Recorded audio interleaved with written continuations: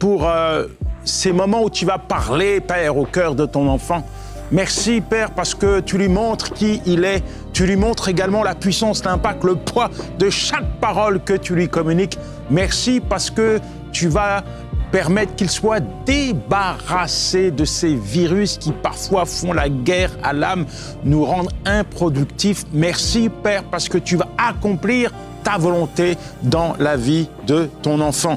L'un des premiers virus, celui qui atteint une multitude de chrétiens, c'est le virus de la peur. Le virus de la peur.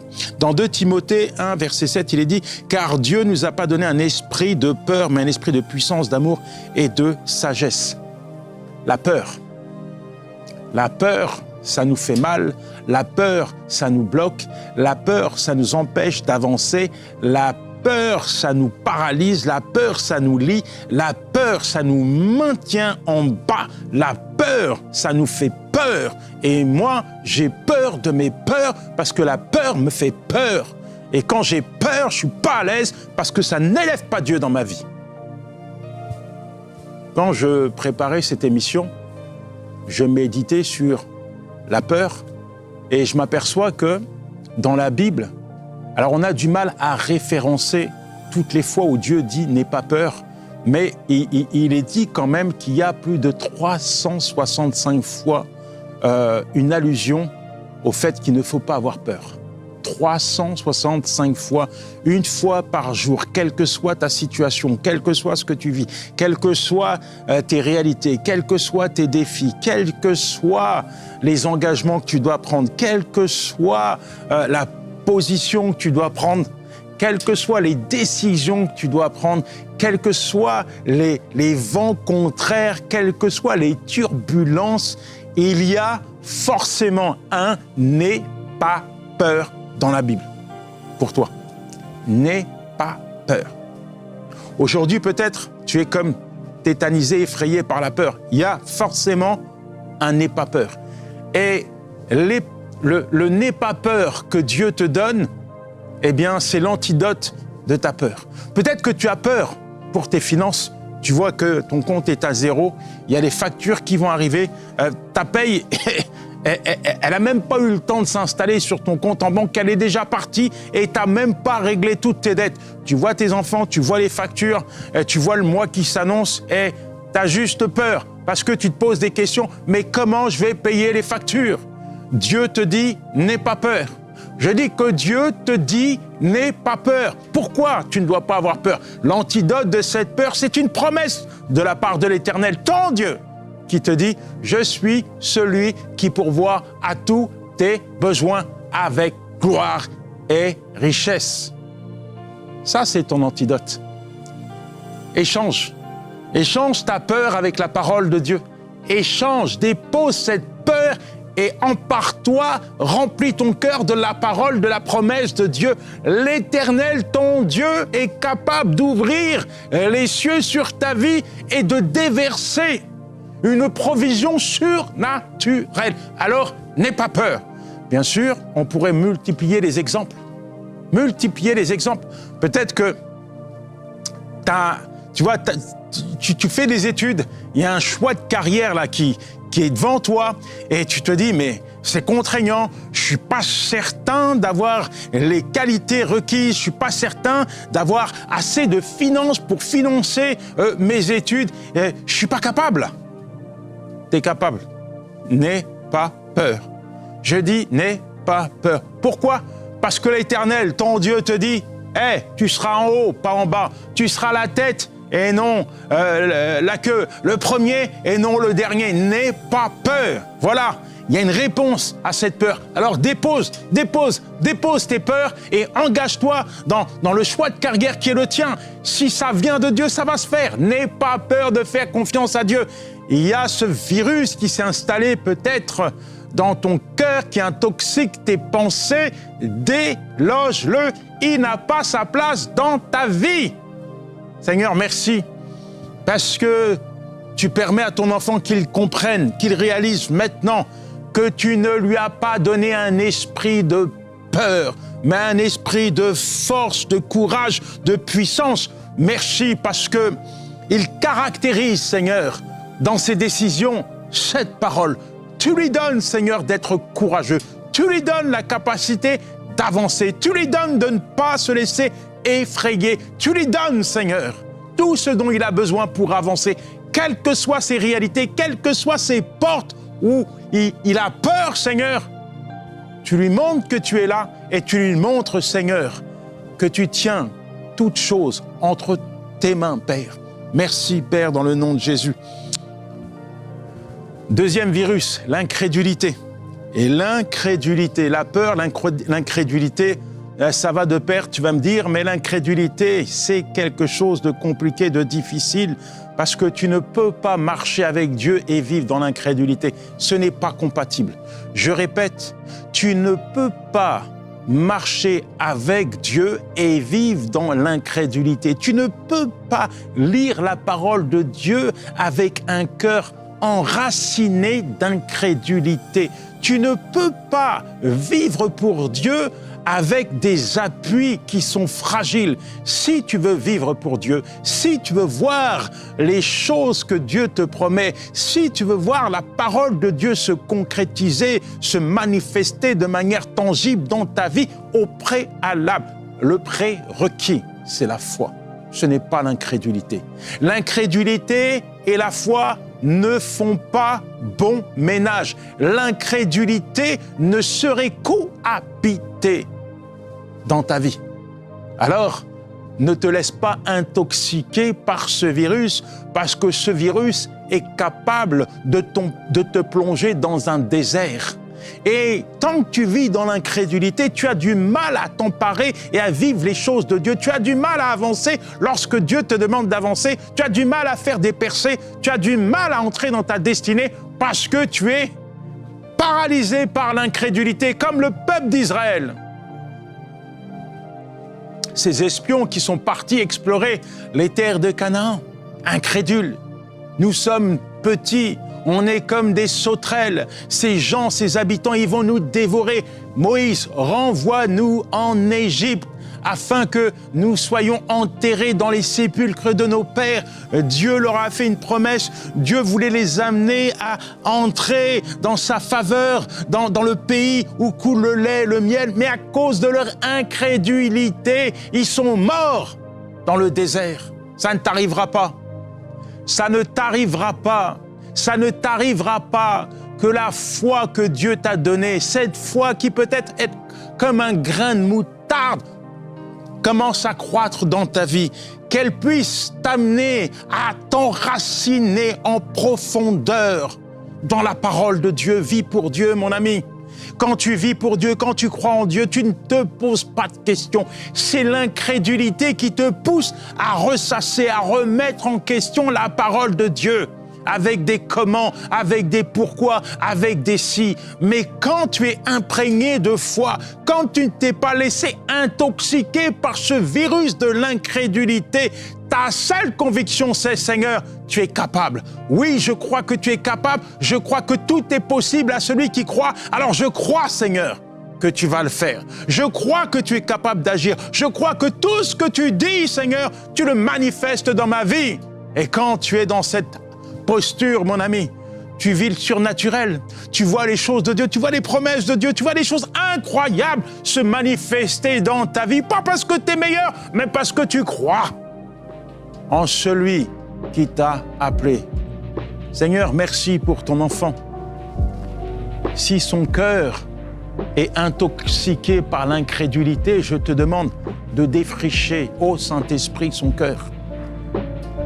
Que son cœur se tourne vers toi, que ses yeux se tournent vers toi, qu'il puisse comprendre que tu es le chef, le rémunérateur de la foi, qu'il puisse comprendre, Seigneur, que ce qui t'honore, Seigneur, c'est la foi. Merci, Père, parce que tu lui confirmes, tu attestes, tu lui montres la véracité, Seigneur, de ta parole et de ta présence. Montre-lui, donne-lui un signe, Seigneur, pour le booster, le challenger, quel que soit, Seigneur, ce qu'il attend de toi, donne-lui un signe pour venir rassurer et booster sa foi, Père, dans le nom de Jésus. Amen. Amen. Troisième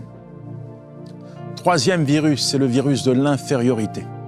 Toi, c'est encore un virus qui t'amène, te pousse à te voir petit, à te dévaloriser. En fait, tu t'auto-sabotes. Tu n'arrives pas à te voir comme Dieu te voit. Tu n'arrives pas à te considérer. Tu n'arrives pas à t'apprécier comme Dieu te considère et t'apprécie. Tu te vois avec les lentilles de tes erreurs, de tes échecs, de tes lacunes, de tes manquements. Tu te vois au travers de tous tes revers, de tous tes travers. Mais c'est pas bon, ça. Parce que quand tu te regardes comme ça, tu te sens petit. Tu n'es pas capable. Dieu t'appelle. Je ne suis pas capable. Dieu te qualifie. Je n'ai pas les qualifications. Dieu te dit, tu peux le faire. Je ne peux pas le faire. Tu te vois petit. Regarde David.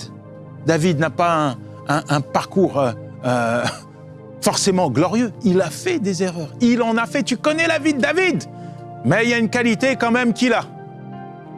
C'est qu'il se regarde avec les yeux de Dieu. Il dira dans le psaume 139 au verset 14, « Je te loue de ce que je suis une créature si merveilleuse. Tes œuvres sont admirables et mon âme les reconnaît bien. Je te loue, Seigneur.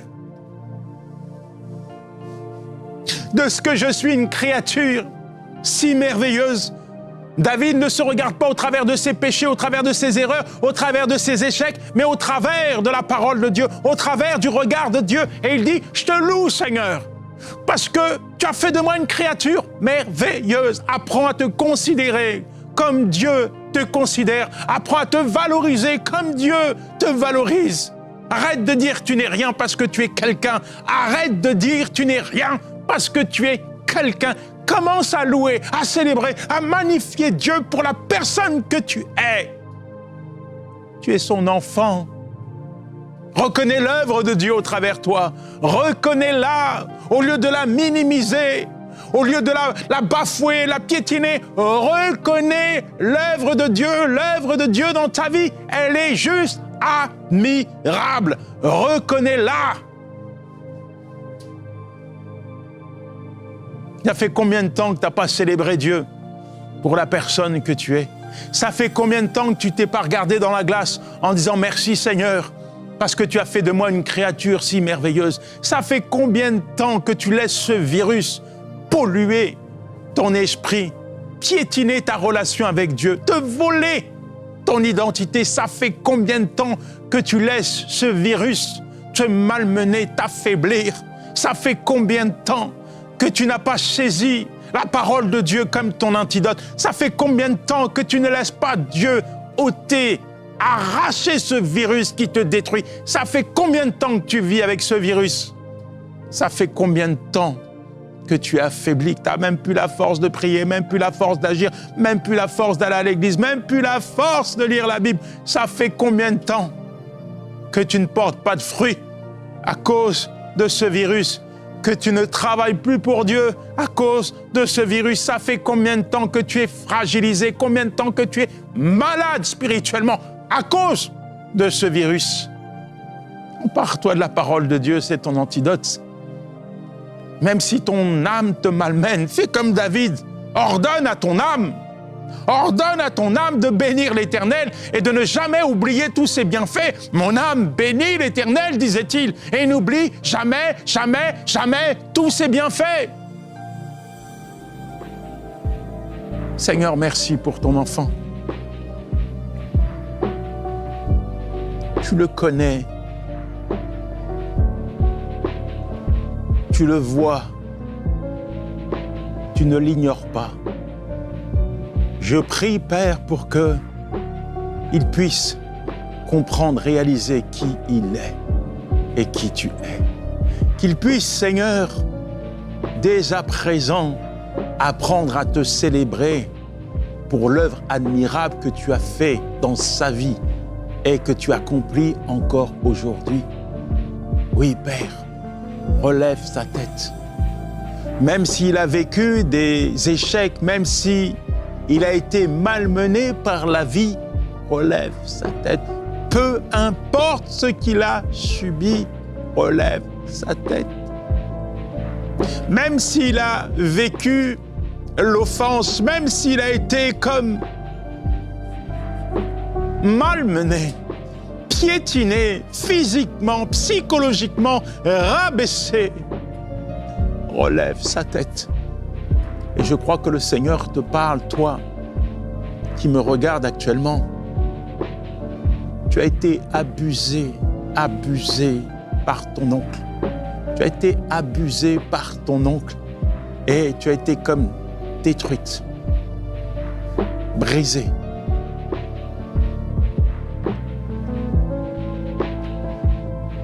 Le Seigneur te dit, ma fille, je t'aime. Ma fille, laisse-moi relever ta tête. Laisse-moi reconstruire ta vie. Laisse-moi te montrer l'œuvre que tu représentes pour moi. Laisse mon amour descendre dans ton cœur. Laisse mon amour descendre dans ton cœur. Laisse mes mains relever ta tête. Laisse-moi faire, ma fille. Laisse-moi faire. Et alors que tu te laisses faire par Dieu, tu verras qu'il ne va pas travailler en vain en toi. Il va reconstruire ton cœur, il va restaurer ta vie, il va relever ta tête, il va te redonner ta dignité, il va totalement changer les choses. Merci, Père, pour ton œuvre, parce qu'elle est merveilleuse. Un autre virus, je ne sais pas si on va avoir le temps de tous les mettre en avant, mais la culpabilité. La culpabilité. Et le paradoxe de beaucoup, c'est celui-ci. Il y a beaucoup de personnes qui ont entendu qu'à la croix, Christ a pris leurs péchés et qu'il leur a donné sa justice, et qui acceptent de donner leur vie à Jésus, mais qui vivent encore sous le poids de la condamnation. La réalité, c'est que la culpabilité est un virus qui t'empêche de comprendre l'œuvre que Jésus-Christ a accomplie à la croix pour toi. Et tant que tu n'as pas compris cela, tu vis en mode coupable. Même si aujourd'hui ta vie est alignée à la parole de Dieu, il n'en demeure pas moins que le diable se sert de tes erreurs du passé, de tes péchés du passé pour t'accuser. Et tu n'arrives pas à switcher. Tu es comme enfermé, tu es comme verrouillé, tu es comme cadenassé par l'ennemi qui te rappelle encore et encore ce que tu as fait hier. Tu te rappelles hier quand tu as fait telle chose, telle chose, telle chose. Tu dois payer la facture. Si tu l'écoutes, tu vis comme un prisonnier alors que Christ t'a libéré. Tu es toujours enfermé psychologiquement dans ces pensées culpabilisantes alors que Christ t'a libéré. Tu vis en porte-à-faux avec la volonté de Dieu parce que tu as été intoxiqué par le virus de la culpabilité. La vérité, l'antidote à ce virus, c'est quoi? La Bible dit haut et fort dans Romains 8, verset 1, « Il n'y a plus de condamnation pour ceux qui sont en Jésus-Christ. » Je répète encore une fois, et tu vas répéter après moi, dis-le. Il n'y a plus de condamnation pour ceux qui sont en Jésus-Christ. Romains chapitre 8 au verset 1. C'est ça ton antidote. Pas la peine de vivre comme un condamné alors que Christ t'a libéré. Pas la peine de vivre comme un pécheur alors que Christ t'a pardonné. C'est ça la vérité. J'ai tellement lutté avec ce virus. J'ai été dans des pharmacies pour m'anesthésier la conscience. Mes pharmacies, mes médicaments, c'était l'alcool. Seigneur, je m'en débarrasse pas de ce péché-là. Il faut que j'apaise ma conscience parce que je me sens tellement coupable à cause des fautes que j'ai faites hier. Je suis tellement coupable. J'ai même essayé, tenté d'aider Dieu à réparer, à oublier mes fautes. Mais comment, humainement parlant, je peux réparer toutes mes fautes? Ce n'est pas possible. Un jour, j'ai été voir un directeur de banque. J'ai dit, monsieur, vous ne connaissez pas, moi je vous connais, j'ai braqué votre banque. Personne ne m'y oblige, mais je viens, je veux vous rembourser. Je n'ai pas d'argent, mettez un plan de remboursement. Tous les mois, je vais venir payer ma dette. Personne ne me contraint à faire cela, mais moi, devant Dieu, je voulais juste réparer mes fautes parce que je voulais me débarrasser de cette culpabilité qui me faisait mal. Ce virus invisible m'empêchait de m'épanouir, m'empêchait de me regarder sous le regard de Dieu. Je vivais comme un prisonnier alors que Christ m'avait libéré. Mais la vérité, c'est quoi? Je n'ai pas la force de réparer toutes mes erreurs. Je n'ai pas la force de réparer toutes mes fautes. La vérité, c'est quoi? C'est la croix. C'est à la croix que Christ a rendu ces choses qui m'étaient impossibles possibles. C'est à la croix que Christ a rendu les choses qui m'étaient impossibles à faire, à produire, possibles. C'est à la croix que Christ a pris pas un seul péché, mais tous mes péchés. Il a pris tous mes péchés sur lui. Et il a accepté d'être condamné à ma place. La place qui m'était réservée, il l'a prise pour moi. La place qui t'était réservée, il l'a prise pour toi. Le sacrifice de Jésus-Christ est à la hauteur et à la grandeur de l'amour de Dieu pour toi. À la croix, Christ a payé le prix pour tes fautes une fois pour toutes. Et il n'y a plus de condamnation pour ceux qui sont en Jésus-Christ. La Bible dit qu'à la croix, Christ a déchiré l'acte qui subsistait contre nous. Cet acte que le diable utilisait pour nous accuser le jour comme la nuit. À la croix, Christ l'a déchiré en 1000 morceaux parce que à la croix, Christ était en train de payer le prix pour nos péchés. Résultat, tu es libre. Je dis que tu es libre. Il n'y a plus de condamnation pour ceux qui sont en Jésus-Christ. Voilà ton antidote. Je dis voilà ton antidote. Pas la peine de rester un jour de plus sous le poids de la culpabilité. Non, non, non. Ce virus-là a été éradiqué et il y a plus de 2000 ans par Jésus-Christ. Il n'a pas sa place dans ta vie. Je dis qu'il n'a pas sa place dans ta vie. Ne laisse plus une seule seconde le diable venir s'essuyer les pieds sur tes pensées. C'est un menteur. Seigneur, merci. Merci. Parce que tu opères un changement, un bouleversement dans la pensée de ton enfant, afin qu'à partir de maintenant, il puisse se voir tel que tu le vois, justifié, pardonné, qu'à partir de maintenant, il ne puisse plus jamais se laisser enfermer par la culpabilité, intoxiqué par ce virus, qu'il puisse comprendre, réaliser la portée, la valeur, l'efficacité, la grandeur, ô Seigneur, de ton sacrifice, et qu'il puisse ainsi dire, proclamer haut et fort, comprendre que là où le péché abonde, ta grâce a surabondé dans sa vie. Amen. Amen. Amen. Dieu a effacé ton dossier, ton casier judiciaire est blanchi. Ton casier judiciaire spirituel a été blanchi. Aïe, aïe, aïe, aïe, aïe, aïe. Moi, je ne pouvais pas mettre les pieds dans une prison pour aller voir quelqu'un parce que j'avais une affaire. Quand on tapait mon nom, je me faisais arrêter, casier judiciaire, long comme le bras. Ce gars-là, il a un tel pédigré que c'est un gars dangereux. Ah là là.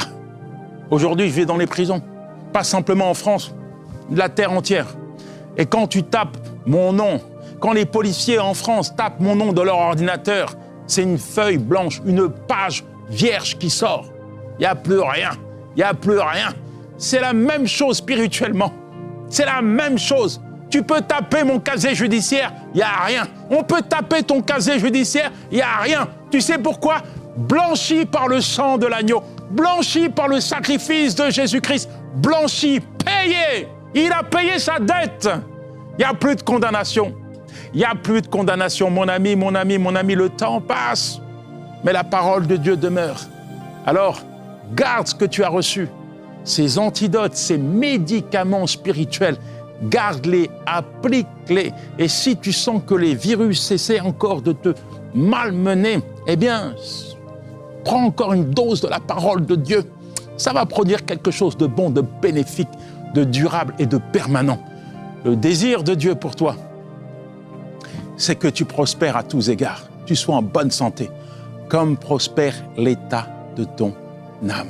Ça, c'est son souhait. Et ma prière, c'est que cette parole s'accomplisse, pas demain, mais maintenant dans ta vie.